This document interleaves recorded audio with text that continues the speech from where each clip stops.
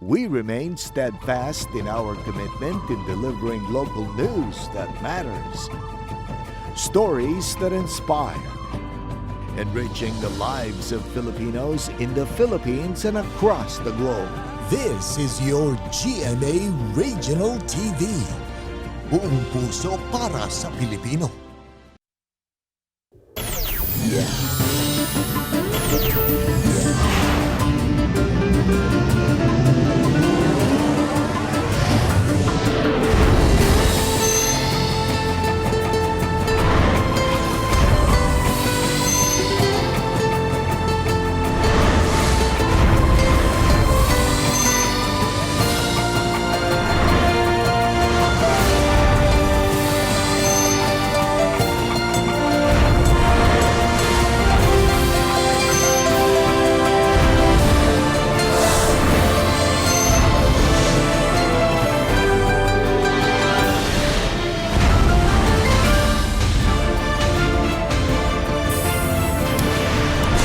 Kini ang GMA Regional TV Balitang Bisdak.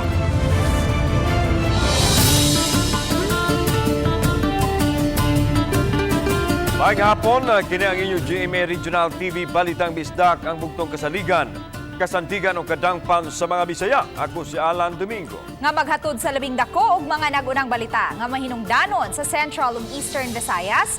Ako si Luan Merondina. Live dinhi sa GMA Complex sa Dakbayan sa Sugbo. Ako si Cecil Kibod Castro.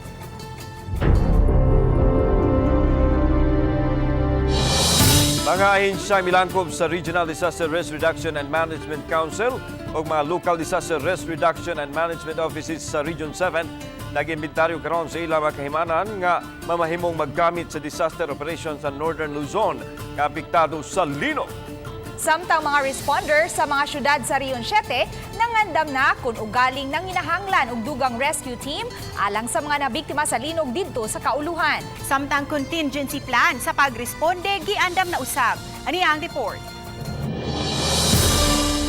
Nagtapo kagahapon sa Danau City ang mga responders sa mga dakbayan sa Region 7 alang sa Intercity DRR Rescue Challenge 2022 dihang gitayog sa linog ang Northern Luzon. Busa mipahigayon dayon og tigom ang RDRRMC aron kapangandaman kun ugaling manginahanglan og dugang responders ang Northern Luzon. Gipasabot ni Engineer Rafael Luce, Civil Defense Officer 2, nga anaay contingency plan ang NDRRMC kun adunay mga dagkong kalamidad sama sa linog. Ug aron hanay ang sistema sa pagresponde, nagpatuman sila og twinning concept diin ang matag rehiyon adunay i-assign isip first wave of responder, second wave of responder ug third wave of responder. Since the location of the incident is in Luzon and we're in Visayas, ang Region 7 comprises of the second wave. So unless nga mag-ask sila o kanang additional assistance, we can respond. Dugang ni Luce nga samtang padayon ng ilang monitoring sa development sa rapid damage assessment nga gihimo sa Office of the Civil Defense sa Cordillera Region, gitahasan usab niini ang tanang mga RDRRMC member agencies ug Local Disaster Risk Reduction and Management Office sa pagsumiter og listahan sa mga resources nga andam niining ipagamit sa Northern Luzon. In the meantime, we already have sent memo yesterday sa ato mga local disaster units to send their inventory of resources, both human and non-human, sa kung saan pwede na ito ma-commit if and when the Cordillera region would ask for assistance. Samtang giimbentaryo na sa Lapu-Lapu City Rescue ang tanan nilang gamit ug personnel ug on standby sila kung ugaling manginahanglan og augmentation ang Northern Luzon. Padayon karong gi-assess ang financial capacity sa dakbayan kay padayon pang mibangon gikan sa bagyong Odette. Sa silingang lalawigan sa Bohol, giandam na usab nila ang ilang search, rescue and retrieval team nga ipada sa Abra. Gitahasan ni Governor Ares Omentado si Dr. Anthony Damalerio pangu sa PDRRMO sa pagpakig-alayon sa OCD-7 alang sa deployment sa ilang 8-man search, rescue and retrieval team. Nanawagan usab ang gobernador sa mga bulanon nga magtampo-tampo aron makapadaog tabang ngadto sa mga biktima sa linog sa Northern Luzon. Sama sa Lapu-Lapu City, gipasabot sa gobernador nga gikinahanglan pa usab nga i-assess sa Kapitolyo ang kapasidad niini nga makapada og tabang pinansyal ngadto sa Northern Luzon kay padayon pang mibangon gikan sa bagyong Odette ang lalawigan. Uban ni Marlon Milgazo, Luan Merondina. Balitang Bisdak. Earthquake recording instrumentation kung ERI gibatuman sa mga commercial o government establishments sa Dakbayan, Sugbo. Kinaron matun-an ang epekto sa mga masinati kapag tayog sa mga buildings o galing adunay linog nga maabot. Ano ang report? Tuig 2013 apil ang Dakbayan, Sugbo sa nagrebihan sa 7.2 magnitude nga linog nga miigo usab sa Bohol. Adunay mga buildings nga nangliki o aduna usay mga nagusbat ilabi na kadto mga buildings nga karaan na lakip na gani ang kampanaryo sa Basilica nga nahagsa. Mato ni Architect Florante Catalan, ang hepe sa Office of the Building Officials, kun obo nga gipatuma na sa Dakbayan ang Memorandum Circular sa DPWH ni atong tuig 2015. Gilatid nini ang pagbutang og earthquake recording instrumentation kon ERI sa tanang mga commercial buildings, may edipisyos gobyerno, tambalanan ug mga high-rise buildings. Iyang gipasabot nga kahimanan kini pagtala kun adunay pagtayog tungod sa linog ug dili aron makatagna kun adunay moabot nga linog. The DPWH also issue a memorandum circular way back 2015 nga ang tanang buildings dapat naa siya ERI, Earthquake Recording Instrumentation. Oh. So walay building permit nga ma-issue if wala ni namo makita sa ilahang plans. Gawa sa annual inspection, nagpahigan usab og daily routine inspection ang mga personnel sa ubo sa mga edipisyo sa Dakbayan aron masiguro nga masunod ang mga rekisito sa pagtukod og lig-on ug luwas nga mga edipisyo. If we inspect a building, amo na siyang i-annual inspection kada tuig, annual gani, di ba? So now, tanang professional ana mo certify from architectural, structural, electrical, mechanical, and so on. If that building are okay pa ba or dili. Ay hata mo issue og annual inspection. So kung mayong ka mangutana ka how safe, how according to them, according sa ilang mga professional, safe pa ang mga buildings. Sa pikas bahin adunay na po ka mga buildings ang girekomendar sa ubo nga ipaubos sa retrofitting, samtang 5 usab ang girekomendar nga gub-on tungod sa kagabok nini ug dili na luwas gamiton sa mga tao. Di na gid madala. Sa among pananaw pa lang, di na gid madala, na delikado na ba. So while wait for nga mahugno pa may matabunan, can recommend for demolition. Kauban si Cleofer Lumayag, ako si Alan Domingo. Balitang Bisdak. Human sa kusog nga linog nga nasinati sa Abra kagahapon, mayor sa Talisay City mupasusi sa kalig-on sa mga edipisyo sa gobyerno. Samtang pipila sa fault line sa Talisay City, butangan ug signage. Ani ang report ni Femari Dumabo. Gimanduan ni Talisay City Mayor Samsam Gulyas ang Office of the Building Official o City Engineering Office aron masusi ang kalig-on sa struktura sa Talisay City Hall. Mato di Gulyas nga nasuta na nila ang kalig-on sa edipisyo human sa kusog nga linog nga nisinati sa Kabisayan nitong 2013. Apan karon subli niya kining ipasusi aron masiguro ang kaluwas niini human naggubang bang bahin sa edipisyo sa pag-igo sa bagyong Odette. After the last earthquake that happened here in Cebu, gipatanaw mo gyud ang integrity sa tuwa mga buildings, pero with what happened in Luzon, we will instruct the OBO to do so again. Samtang ugma, butangan sa mga sakop sa Talisay City Disaster Risk Reduction and Management Office uban sa mga law enforcement agencies ug mga markings ug signages ang natumbok nga mga fault lines sa Dakbayan sa Talisay. Gipaubos sa seminar ang mga kawanig opisyal sa barangay nga apektado sa fault line. Sa miaging mga simana, giila nila ang mga dapit aron mas paspas ang ilang aksyon panahon sa katalagman sama sa linog. We will support that. We have already talked about that. Gimitingan na namo gi-implement na lang sa disaster. That's the reason why Disaster and I met together with the national agencies para mahibawan ang fault line and magpahibaw tas mga katauhan kung asa na siya. Ang pagpangandam sa Dakbayan subay usab sa pagtimaan sa National Resilience Month. Oba ni Philip Patricio Grod Prado, ako si Femari Dumabok. Balitang Bisdak. Patay ang usa ka motorcycle rider human malatay sa ligid sa usa ka 10-wheeler truck sa aksidente nga nahitabo kaganihang kadlawon. Ang report ni Nico Sereno. napatay diha-diha human malatayi sa ligid sa 10-wheeler truck ang motorcycle rider. Ang disgrasya nahitabo alas 2:30 kaganihang kadlawon sa barangay Paknaan, pasaka na sa Kansaga Bridge. Ang nagmotor giila nga si Teodoro Anam-Anam Jr., 28 anyos, taga Konsolasyon, Cebu. Nalatayan ang biktima sa 10-wheeler nga water tanker nga susamag direksyon sa gisubay sa motorsiklo. Asoy sa driver sa truck, wa siya nakakita sa motor nga nagsunod kaniya. Nakabantay ra siya dihang duna nay mipaka ug duna na di sila'y naligsan. Hinay ra kuno yang daga ni adto kay may roadworks man sa dapit ug gibakbak ang parte sa kalsada. Gituuhang miaksyon og overtake ang motor sa truck. Overtake ang motor, nasangit sa mga baril sa gibutang sa bridge. Pagkasangit, diri nabunan sa likod siya sa kanan ug nalatayan ang biktima. Mo inungdan sa iyang kamatayon gyud, pero gidala pa sa ospital, gideclared sa atong doktor o dead on arrival. Nangayog dispensa ang driver kay dili tinuyuan ang hitabo. Misaad sa bang-amo ni ini, muabaga sa galastuhan sa paglubong sa namatay. Disgrasya na gyud. Nga kanang wado lamhang auto na kuan lang ko na kuan sana. Sa Tagalog nagulat mo ko nga ni paka was luyo.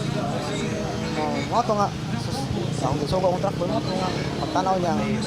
Kaya tang buniton ba kay pabangulo niya. Iya niya sir, okay ra ka diya pagtanaw niya. Sa pagkutlo ning balita, nagkaabot na ang habig sa driver, ingon man pamilya sa namatay, aron magkasabot ug hayan magkaareglo. Uban ni Godfrey Relien, Nico Sereno. Balitang Bisdak.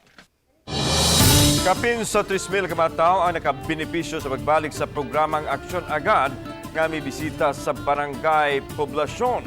Ang report ni Femari Dumabo. Taas nga linya sa mga talisaynon nga maatiman sa mobile dental clinic aron makapaymo sa libreng pagpaibot sa ngipon ug check-up.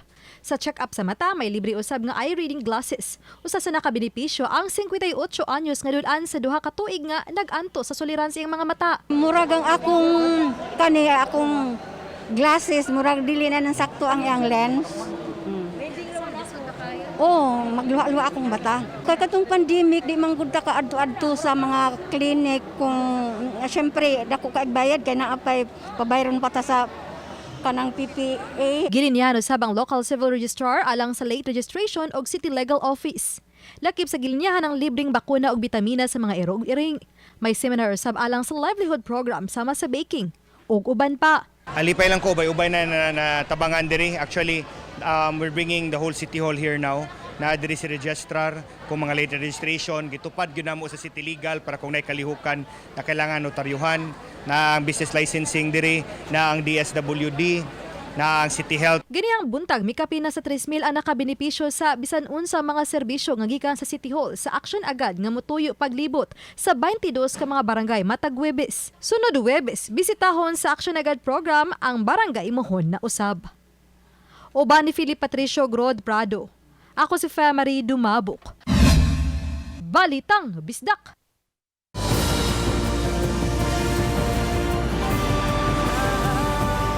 Kini ang GMA Regional TV Balitang Bisdak.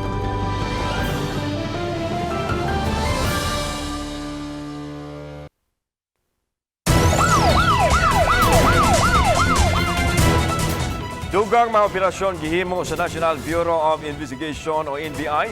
Batok na yung gitawag nga paihi sa mga truck o mga tanker sa mga produktong petrolyo. Doon na kunoy kakonsabahay nga nahitabo aron mamaligya kini sa mas baratong presyo. Ang live report ni Nico Sereno. Nick.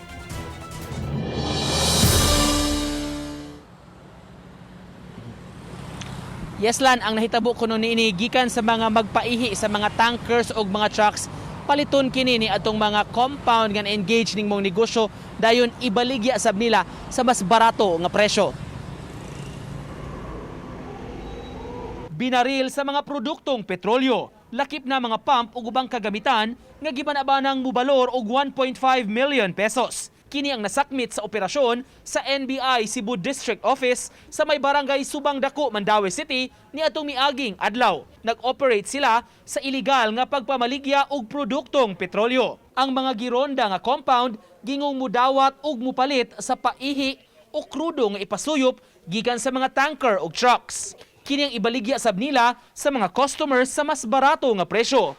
Una niini, nagpatabang ang Visayas Unified Truckers Organization kay may pipila kuno sa ilang mga drivers nga nalambigit sa paihi. Admittedly, mura talaga yung benta nila kasi unang-una wala namang kapital. Diba? It came from actually yung bumibili nga could also be charged for fencing. Yung mga legitimate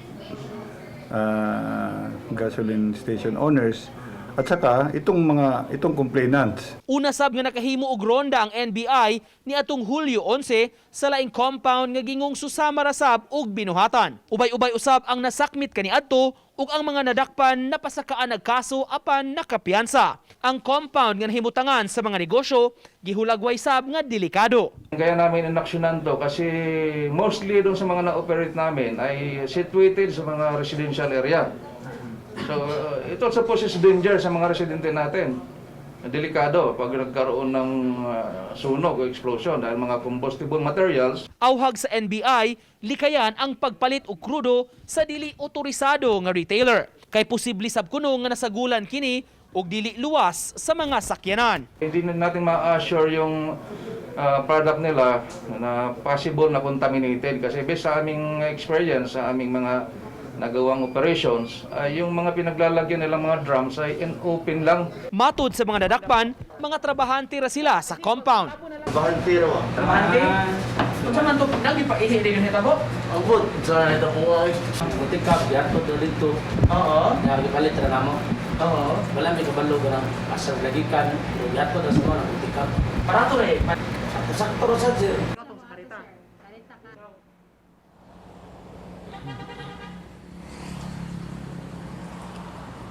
Una nining ronda sa Subang Dako Warehouse land, doon na silain nga na-operatan ang NBI din sa Barangay Careta sa Dakbayan sa Sugbo. Matod nila, daghan pa sila og gimonitor karon nga nagnegosyo og ingon aning pamaagi og kini ang ilang gipahimangnuan kay kini ang ilang gukdon. Samtang katong nasakmit na nila nga fuelan gi-turn over sa NBI sa Department of Energy. Lan? Ning katulang klarohon asa man gyud ang source o tinubdan ining mga petroleum products nga gipalusot o giunsa man ngano nakalusot man eh. Base kinilan ang operation sa request ni ining Visayas Unified Truckers. Nasayod lan kining organisasyon sa mga truckers nga doon na gyud sila'y mga drivers lan nga mag-moonlighting kuno tawag pa nila nga mubaligya mupaihi sa krudo sa ilang dala nga mga truck. Maglisod man og monitor niini ang mga tag-iya sa mga negosyo kung nakuhaan ba o napaihian ba ang ilang karga nga krudo sa ilang mga sakyanan. Mausab kini ang ilang ibaligya lan niining mga negosyo nga na-engage niining paihi, lain-lain nga mga compound, lain nga lugar dinhi sa Metro Cebulan. Ug mao ra sab kini ang ila unyang ibaligya papaligya ra sab nila sa mas ubos nga presyo bisan wa sila'y dako nga kapital kining maong negosyo lan. Ni kasagaran sa nangadakpan mga trabahante, how about sa mga negosyante nga naaani naghimo nining naasoy negosyo kaning illegal nga pagpamaligya nining gitawag nga paihi? That's right lan, kadaghanan gyud sa mga nadakpan mga helper o mga trabahante niining mga negosyo kay mao ra man sab sila ang masakpan sa maong mga compound nga gironda sa NBI.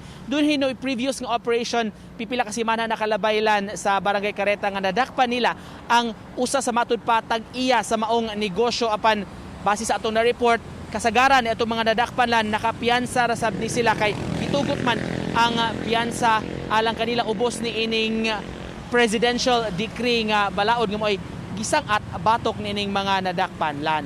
Okay, daghang salamat Nico Serino. Mga tinunan o ginikanan sa Bukirang Barangay sa Dakbayan sa Sugbo, excited na sa pagbukas sa klase. Sayra nato ang sitwasyon sa Kambinukot Elementary School, pinaagi ni ining report. Nabdanamo kini mga bata nga bag-ulang na enroll sa Kambinukot Elementary School. Excited na sila nga makasulod sa classroom sa pagbukas sa klase karong Agosto 22. Para makakaton. Gimingaw na ka sa eskwelahan? Ah. Nga mingaon gani ka sa school? Kaya makabasa. Oo, okay ra sir. Nga naman? Para makakaton ra ang mga bata sa face to face na gyud ba. Ang Cambirocod Elementary School adunay mokapin sa 500 ka matinunan sa miaging school year ug posibleng mosaka kini. Andam na ang tunghaan say patuman nga pamaagi sa ilang departamento diin adunay nakalatag nga mga proseso. For August 22 up to October 31, mag-blended. Either 3 days in person, 2 days modular, or 4 days in person, 1 day modular. Then by November 2 until July 7, 2023, that is 5 days in person. Samtang adunay mga classrooms nga naguba sa Bagyong Odette apan kasamtangan kini giayo sa local school board. Masaligon ang tagdumala sa eskwelahan nga mahan ayra ang pagbalik sa in-person classes. Among igiawhag ang atong mga ginikanan sa pag-ari na sa atong eskwelahan, kung wala pa mo ma-enroll, pa-enroll na, and then so that maandam na ang inyong mga anak, kabataan sa ato ang pag-abri sa sungod nga klase. Usa-usab sa gipangandaman sa eskwelahan ang pagsumpo sa mga lamok aron makalikay sa dengue ang mga tinunan. Kauban si Cleofer Lumayag, ako si Alan Domingo. Balitang Bisdak. Buhatan ni Lone District Congresswoman Cindy King Chan gidagsa sa mga buot mopahimos sa educational assistance. Ani ang report. Alas 8 pa lang sa buntag, midagsa na sa buhatan ni Lapu-Lapu City Lone District Congresswoman Cindy King Chan kining mga ginikanan nga buot mo avail sa educational assistance. Usa sa mga misayo og linya si Lucy Flores, kinsa may duha ka mga anak sa elementary ug usa sa high school. Sa kuha kay nangayawat pod ko kay padung na baya open ang klase. So may na lang mga assistance magamit para sa eskwela, para palit uniform, sapatos, ana. Aron malikayan ang pagduot-duot sa mga tao, may gipakatap nga mga personnel sa Lapu-Lapu City Police Office ug sa mga tents gipapasilong ang mga ginikanan nga gaandam sa mga gikinahanglang rekisito. Sa phone interview, gipasabot ni Attorney Apple Joy Collados, Chief of Staff sa kongresista, nga tungod kay ang naasoing educational assistance gipunduhan sa Congressional Fund, dili na mamahimong maka-avail niini ang mga 4Ps ug UCT beneficiaries. May social workers usab nga mo-assess kung kalipikado ba nga modawat ang maong mga ginikanan sa educational assistance. Alang sa elementary, 1,000 pesos nga cash assistance matag school year. Sa high school, 1,500 pesos matag school year. Samtang sa senior high school ug college, 3,000 pesos matag semester. Gipasabot ni Attorney Collados nga walay deadline ang pagsumiter niini, busa dili kinahanglang mudungan ug dagsa sa ilang buhatan. Wala ni siya deadline, wala ni siya hatod kanus kuan ma'am, currently lang gito magsigidas sa mi, of course limit na mo ang tao into the kuan na mo i-priority number na mo para dili po sila kayo magtapok sa dawas para maganda. Uban ni Marlon Melgazo, Luan Merondina. Balitang Bisdak. Miabot sa 7,000 ka mga bagong botante ang nirehistro sa Commission on Election kun COMELEC sa Dakbayan sa Talisay. Alang kini sa umaabot nga sangguniang kabataan ug barangay election. Ano ang detalye sa report ni Pemery Dumabo. Niadtong Sabado sa alas 6 sa gabi, gitakupan sa Talisay City COMELEC ang 20 ka adlaw nga voters registration. Matod ni April May Gamboa, COMELEC Election Assistant, nga gikan sa Hulyo 4 hangtod sa Hulyo 23, nakarehistro sila og 7,128 ka mga bag-ong botante. Samtang ang 3,000 ini mga nag-edad og 15 ngadto sa 17 anyos. Si Gamboa ningon ng ilang buhatan ni target lang og tag 500 ka tawo matag adlaw. Pag Saturday, naka-accommodate mig around 770, which is beyond sa amo ang capacity nga 500 ka katao. So, amo lang sang gilimit kay ang mall hours naman sa limit. Asoy pa sa opisyal nga nakasugat sila og kasamok nitong Biyernes tungod sa pagdagsa sa gustong magparehistro. Hinon sa katapos ang adlaw sa rehistrasyon, taas man ang linya apan hapsay na og malampuson ra. Pag last day amo nang gibalik sa sulod. Oo, para ma-manage na mo og tarong. Kay murag pag a day before, pagka Friday, nakita man namo nga medyo lisod og linya ang mga tao. Ang Talisay City aduna nay gibanaba ng 150,000 ka mga botante human na nga ganog bag-ong nakarehistro. Ang registration gihimo sa mall sa Barangay Lawan 1 aron mas hapsay ang paglinya kay dako ang lugar ikumpara sa buhatan sa COMELEC diya sa may Talisay City Hall. Uban ni June Sulon. Ako si Famary Dumabok. Balitang Bisdak. Gisugda na sa dakbayan Sugbo ang second booster shot sa mga nagidad og 18 anyos hangtod na sa 49 anyos nga adunay comorbidities ug ang 50 anyos pataas kini human ang Department of Health ug Interagency Task Force may pagawas og guidelines nga nadawat sa Cebu City Health Department sa miaging Miyerkules. Sigon ni Dr. Jeffrey Ibones, ang Pangulo sa Cebu City Health Department nga gisugda na nila kini karon sa ilahang fixed vaccination site sa mga malls sa dakbayan. Gawas nini sa tuktok bakuna sab sa Cebu City Health Department ilaha sab kini giapil gipang kumusta sa gipanangkumutan sab nila sa first 100 days sa administrasyon ni Presidente Ferdinand Bongbong Marcos Jr. nga 90% sa mga senior citizens ang mabakunahan patok sa COVID-19. We decided to start the vaccination of 18 to 49 that include only morbidities, but the 50 and above include na rest of the population. Nagsugod na ta sa itong mga fixed site. In fact, natay mga kaning tuktok bakuna na to nga atos ang giapila na.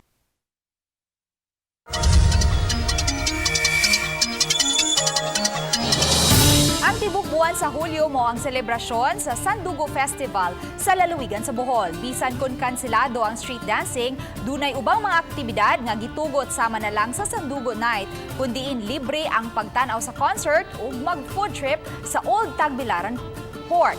Matagabi, dunay libreng banda o concert nga mulingaw sa mga residente ug turista. Maong inain kini sa mga gustong mag-unwind ug mag-relax. Human mabusog ang dunggan ug kasing-kasing, pwede na nga mag-food trip kay di man problema kung asa mo kaon gumikan sa daghang mga pagkaon nga kapilian.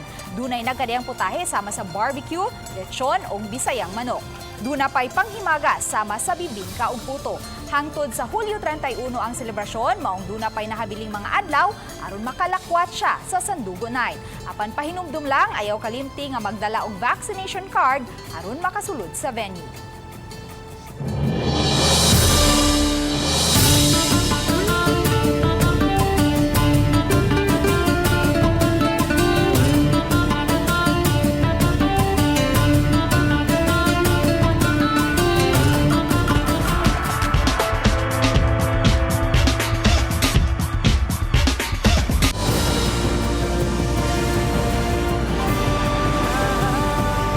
Kini ang GMA Regional TV Balitang Bisdak.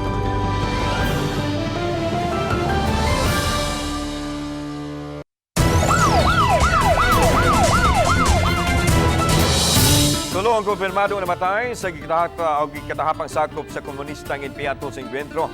Tali sa masundalo sa Philippine Army sa sitio na Tuling, Barangay Budlasan, Canlaon City, Miyerkules sa buntag. Gila sa 62nd Infantry Battalion sa Philippine Army ang mga namatay nga silang Cristina Hacolby alias Chubby, 40 anyos, nga matod sa Finance Officer sa NPA sa Central Negros.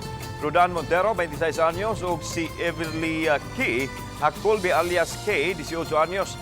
Nahipos sa mga sundalo ang kaniyang kalibre sa armas, mga bala ug mga subversibong dokumento. Sa taho sa 62nd IB, niresponde ang kasundaluhan sa taho nga doon ay mga armadong tao nga gilambigid sa extortion apan sa ilang pagpaingon sa dapit. Gisugat sila sa mga buto-buto sa armas, maong nahitabo ang enkwentro nga milungtad sud sa 10 minutos. Nakasibat ang 7 sa gituoang samaron o gibilin ang mapatayng lawas sa tulo.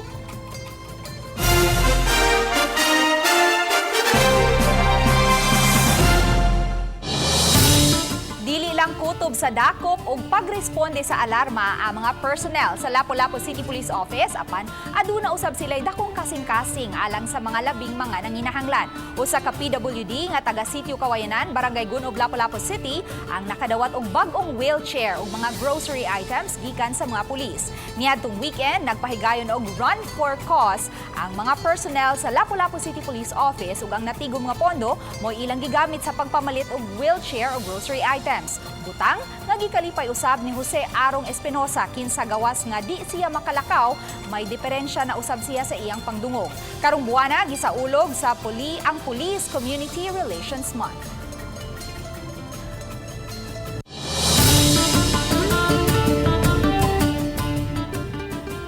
GMA Telebabad series nga Lolong karong gabi samdan ni Lucas si Lolong aron mapamatud-an kung siya ba ang atubaw ug vigilante nga iyang gipangita.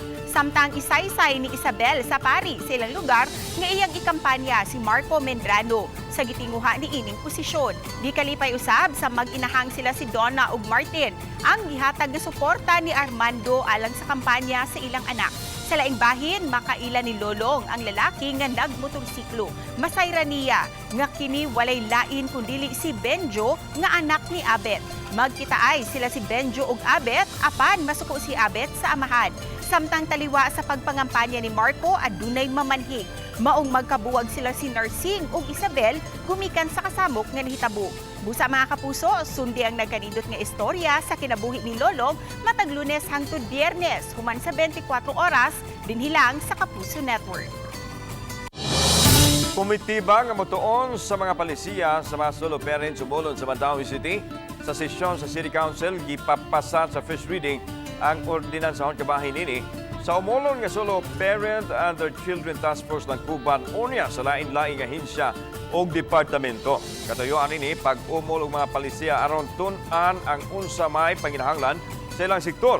Matod sa miduso sa ordinansahon Konsehal Gentelmar, importante sab ang information campaign alang sa mga solo parent sigon sa pagpahibaw sa mga benepisyo ubos sa balaod nga Expanded Solo Parent Act. Sa Mandaue City, adunay kapin sa 2,500 nga narehistro sa solo parents sa City Social Welfare Office.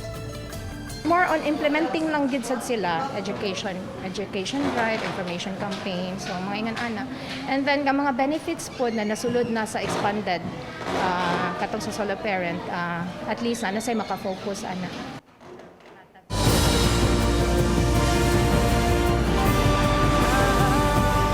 Kini ang GMA Regional TV Balitang Disda.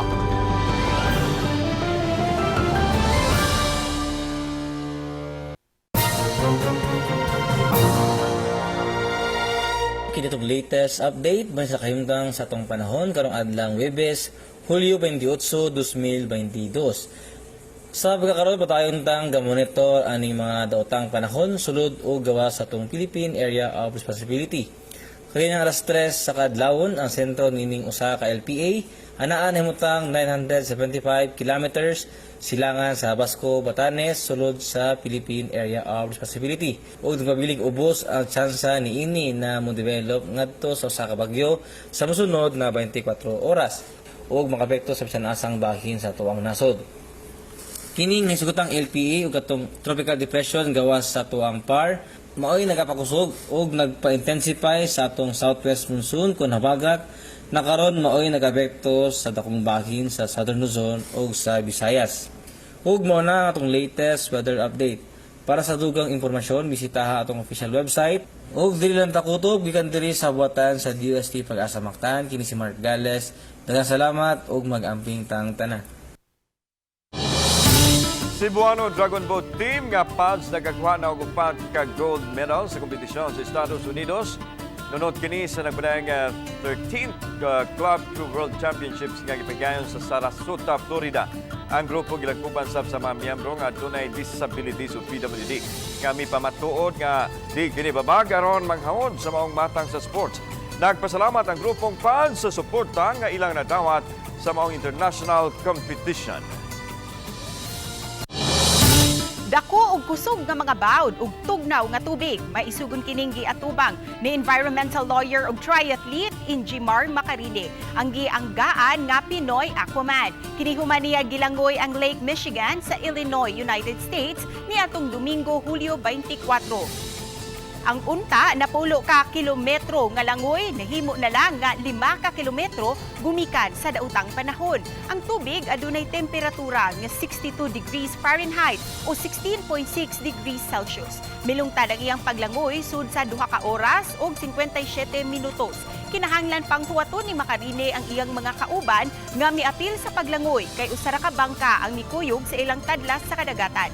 Mo kini ang ikalima nga paglangoy ni Macarine human sa 2 ka tuig nga hiatus gumikan sa pandemya. Tumong niini nga hingusgan ang marine conservation sa Pilipinas ug pagsunod usab sa healthy lifestyle. Si Macarine usa ka fiscal nga nagbase sa lalawigan sa Bohol ug nakuha ang nickname nga Pinoy Aquaman gumikan sa iyang long distance swims dinhi sa nasod ug sa ubang kanasuran.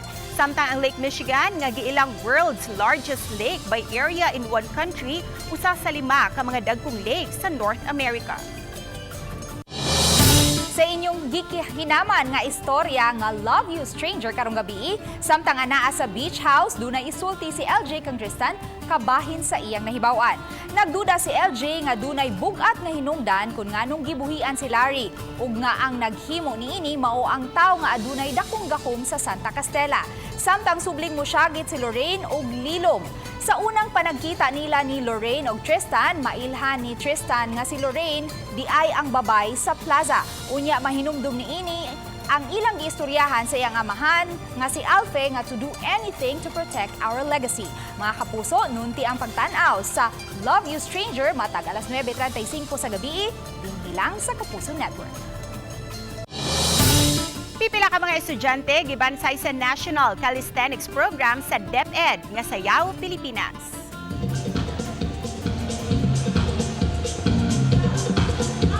Naabtan si GMA Regional TV ang rehearsal sa mga estudyante alang ning maong programa ubos sa paggiya sa ilang mga MAPE teachers. Sila unya ang mulangkob sa mga tinun-an nga moapil sa kompetisyon tali sa lain-laing eskwelahan. Di pa ning kamutan nga mabansay sila og maayo kay hayan sila man usab ang mangu sa umaabot nga mga group exercises ilabi na sa pagsugod sa klase.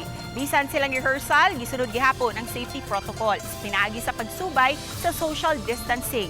Kinahanglan adunay pagtugot usab sa mga ginikanan ang napiling mga estudyante nga mosalmot sa Sayaw, Pilipinas. Gani sagad sa mga ginikanan may obserbar samtang nagpractice ang ilang mga anak. Daghang salamat sa mga kapuso nato apil na ang ana sa gawa sa nasod nga nakisayod sa mga dagko ug mga nagunang balita sa rehiyon. Ako si Luan Merondina. Gikan dinhi sa Central ug Eastern Visayas, ako si Cecil Kibod Castro. Ang inyong balita, ang among balita kay matag lokal nga balita mahinungdanon kini ang inyong GMA Regional TV Balita Misdag mong puso para sa Pilipino. Ako si Alan Domingo, may hapon mga kapuso.